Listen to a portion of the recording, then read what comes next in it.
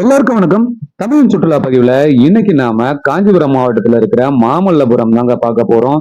மாமல்லபுரத்துக்கு நாம நிறைய பேர் போயிருப்போம். போயிட்டு அங்க இருக்கிற வெண்ணெய்ப்பாறை, அதுக்கப்புறம் வந்து சில குடைவரை கோயில்களை பார்த்திருப்போம். அதுக்கப்புறம் போயிட்டு பீச்ல விளையாடிட்டு திருப்பி நம்ம வீட்டுக்கு வந்துட்டு இருப்போம்.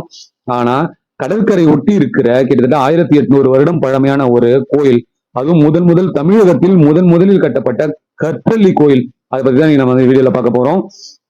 சரி, இந்த கோயில் வந்து யாரால கட்டப்பட்டிருக்கும்? இந்த கோயில் பல்லவர்களோட ஆட்சி காலத்துல கட்டப்பட்டிருக்கு. ஏன்னா பல்லவர்கள் காஞ்சிபுரத்தை தலைநகராக கொண்டு ஆண்டாங்க. அப்ப மாமல்லபுரம் தான் உங்களுக்கு முக்கியமான துறைமுக பகுதியா இருந்திருக்கு. அங்கிருந்து வணிக போக்குவரத்து நிறைய வந்து நடந்திருக்குங்க. சீனா, ஸ்ரீலங்கா இது போல இடங்களுக்கு எல்லாம் நிறைய இடத்துக்கு அவங்க வந்து வணிக பண்ணியிருக்காங்க. அந்த வகையில இங்க மாமல்லபுரம் ஓரமா அழகா கடற்கரையில ஒரு அழகான கோயில் கட்டியிருக்காங்க. ஒண்ணு மட்டும் இல்லைங்க, மொத்தம் 7 கோயில்கள் கட்டியிருக்காங்க. அதுல இப்ப மீதம் இருக்கிறது ஒரு கோயில் மட்டும்தான். மீதி 6 கோயில்களும் கடல் அடிச்சுட்டு போயிட்டதா வந்து சொல்றாங்க. கிபி 7ஆம் நூற்றாண்டில், அதாவது கிபி 7ஆம் நூற்றாண்டு 700ல இருந்து 728க்குள்ள 2ஆம் ராஜசிம்மன் அப்படின்ற ஒரு பல்லவ மன்னனால இந்த கோயில் வந்து கட்டப்பட்டிருக்கு. முழுவதும் பாத்தீங்கன்னா கற்றளி கோயில்கள். மேல வந்து கிரானைட் கற்களாலையும் அடிப்பாகம் முழுவதும் கருங்கற்களை கொண்டும் இந்த கோயில் வந்து கட்டப்பட்டிருக்குங்க. 2004ல சுனாமி வரும்பொழுது கூட இந்த கோயில் வந்து பெருசா சேதாரம் எதுவும் ஆகாம தப்பிச்சிட்டு இருக்கு. அப்பனா பாருங்க எந்த அளவுக்கு ஒரு ஸ்ட்ராங்கா வந்து இதை வந்து கட்டியிருப்பாங்க. மொத்தம் இங்க வந்து 7 அடுக்கு, அதாவது 7 கோயில்கள் இது போல வந்து கட்டதா சொல்றாங்க. அதற்கான காரணம் என்ன பாத்தீங்கன்னா, மார்கோ போல வந்து ஆசியாவிற்கு வந்திருக்காரு. வந்துட்டு அங்க இருக்கிற ஐப்ப வணிகர்கள் எல்லாம் வந்து இதை 7 அடுக்கு தூபிகள் அப்படின்னு சொல்லிட்டு அழைச்சிருக்காங்க. அதே 7 அடுக்கு தூபிகள்னு பாத்தீங்கன்னா, இங்க மொத்தம் இது போல 7 கோயில்கள் வந்து அவங்க நிறுவி இருக்கணும். ஆனா காலப்போக்கில் எல்லாமே கடலுக்குள்ள மறைஞ்சு போனதில்ல. இப்போ ஒன்று மட்டுமே வெளியில இருக்கு. அதுவும் இந்த கோயில் பாத்தீங்கன்னா 3 நிலைகளை கடந்து இருக்குங்க. அதாவது இதுல வந்து சிவபெருமானும் இருப்பாரு, அதே போல விஷ்ணு பகவானுக்கான ஒரு கருவறையும் இருக்கு. அப்புறம் சோமஸ்கந்தர், சிவன், பார்வதி, முருகன் இவங்க 3 பேர் மட்டுமே காட்சி தர சோமஸ்கந்தர் என்ற சன்னதியும் மொத்தம் 3 நிலைகளா வந்து இந்த கோயிலை வந்து எழுப்பியிருக்காங்க. கிட்டத்தட்ட 45 அடி உயரத்துக்கு அடுக்கடுக்கா வந்து இந்த கோபுரங்களை வந்து எழுப்பியிருக்காங்க. பார்க்கவே ரொம்பவுமே அழகா இருக்கும். இந்த கோயிலை சுத்தி இருக்கிற இந்த சுற்றுச்சுவர்களை பாருங்க, சிற்பங்கள் வந்து அவ்வளவு நுணுக்கமா வந்து செதுக்கி இருக்காங்க. இது வந்து காலத்தால் அழிஞ்சிடுச்சு. இப்ப மீதி இருக்கிற அந்த பேலன்ஸ் நம்ம பார்த்துட்டு இருக்கோம். இன்னும் முழுசா அந்த பாத்திரம் எவ்வளவு அழகா இருந்திருக்குன்னு பாருங்க. அவ்வளவு சிற்பங்களை வந்து அவங்க நேர்த்தியா வந்து செதுக்கி இருக்காங்க. அப்படி நம்ம இந்த கோயிலை சுத்தி பார்க்கும்பொழுது ஒரே ஒரு சின்ன ஒரு விஷயம் தான் என்னன்னா, வீடியோ எடுக்கிறதுக்கு வந்து அவ்வளோ பண்ணல.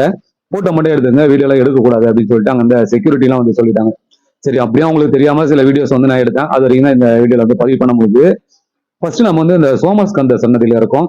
உள்ள வந்து சிவபெருமான், பார்வதி, முருகன் இவங்க 3 பேருமே காட்சி கொடுக்குற அழகான ஒரு கருவறை. அது ரொம்பவுமே அழகா இருக்குங்க. வெளியில இருந்த சிற்பங்களா இருக்கட்டும், இந்த வாசலா இருக்கட்டும், உள்ள அந்த கல்லுலயே வந்து அதை வந்து அப்படியே புடைப்பு சிற்பமா வந்து செதுக்கி இருக்காங்க. பார்க்கவே ரொம்பவுமே அழகாகவும் இருந்துச்சு. சரி, அப்படியே இதை வந்து நம்ம பார்த்துட்டு அப்ப ஃப்ரண்ட் சைட்ல போறோம். அதனுடைய முன்பகுதிக்கு போகும்போது இங்க வந்து சிவபெருமான் 8 பட்டை கொண்ட ஒரு சிவலிங்கமாக வந்து இருக்காருங்க. அவரையும் நம்ம வணங்கிட்டு நம்ம கோயிலுக்குள்ள அலோடு இல்லை. ஏன்னா அந்த கற்கள்லாம் வந்து ரொம்பவுமே வந்து சேதனமாயிருக்கு, இடிஞ்சு விடுற நிலைமையில இருக்கு. அதை வந்து நம்மள வந்து உள்ள யாருக்கும் அலோவ் பண்றது இல்லை, வெளியில மட்டும் தான் சுத்தி பார்க்கணும். அந்த 8 பட்டு சிவலிங்கத்தை தாண்டி நடு பகுதியில வந்து விஷ்ணு பெருமான் வந்து சைன கோலத்துல வந்து காட்சி கொடுக்குறாரு. அது வந்து ரொம்ப அழகா இருக்கும். ஆனா நம்மளால வந்து உள்ள போய் பார்க்க முடியல. அட்லீஸ்ட் ஒரு 10 வருஷம் முன்னாடி போயிருந்தோம்னா கண்டிப்பா நம்ம உள்ள வந்து பார்த்துருக்கலாம். நம்ம ரொம்ப லேட்டு போனது, அதனால வந்து நம்மளால அதை வந்து பார்க்க முடியாது. இனிமே வரவங்களும் வந்து அதை பார்க்கறதுக்கு அவ்வளவு கிடையாது. இது வரைக்கும் வெளியில நின்று அந்த சிவபெருமானையும் சோமாஸ்கந்தரையும் பார்த்துக்கலாம். ஆனா உள்ள இருக்கிற அந்த விஷ்ணு பகவான் ரொம்ப அற்புதமா வந்து சிற்பமா வந்து செதுக்கி இருக்காங்களாம். ரொம்ப அழகா இருக்குன்றாங்க. கூகுள்ல நீங்க தேடி பாருங்க, அந்த போட்டோஸ் கிடைக்கும். அவ்வளவு வந்து அழகா இருக்குங்க. அப்படியே இந்த கோயிலை நாம பார்த்துட்டு சுத்தி வரும்போது இதுக்கு பக்கத்துலயே வந்து ஒரு பெரிய ஒரு குளம் ஒண்ணு வெட்டியிருக்காங்க. அந்த குளமே வந்து பாத்தீங்கன்னா கொஞ்சம் வித்தியாசமா இருக்கு. அது எப்படி சொல்றதுன்னு தெரியல. ஏன்னா ஒரு பெரிய குளம் இருக்கு, நடுவில் ஒரு சின்ன மண்டபம், அதுக்குள்ள சின்ன ஒரு கிணறு போல இருக்கு. தண்ணி எதுவும் இல்லை, அந்த சின்ன கிணத்துலதான் கொஞ்சோண்டு தண்ணி இருக்கு. அது ஏதோ ஒரு ரகசிய குறியீடா இருந்திருக்கலாம், இல்ல எதுக்காக அந்த கிணறு வெட்டப்பட்டிருக்குன்னு தெரியல. ஏன்னா இந்த மாதிரி குளங்கள் வந்து பார்க்கவே கொஞ்சம் டிஃப்ரெண்டா இருக்கு. இப்ப இருக்கிற குளத்துக்கும் அந்த காலத்துல வெட்டப்பட்ட அந்த குளத்துக்குமே நிறைய வந்து டிஃப்ரெண்டா இருக்கு. பக்கத்திலேயே பாருங்க ஒரு சிற்பமும் இருக்கு. எதுக்காக இந்த மாதிரி பண்ணியிருக்காங்கன்றது உண்மையே புரியாத ஒரு கேள்விக்குறியாதான் இருந்து. உங்களுக்கு ஏதாவது தெரிஞ்சா அதை மறக்காம நீங்க கமெண்ட்ல சொல்லுங்க.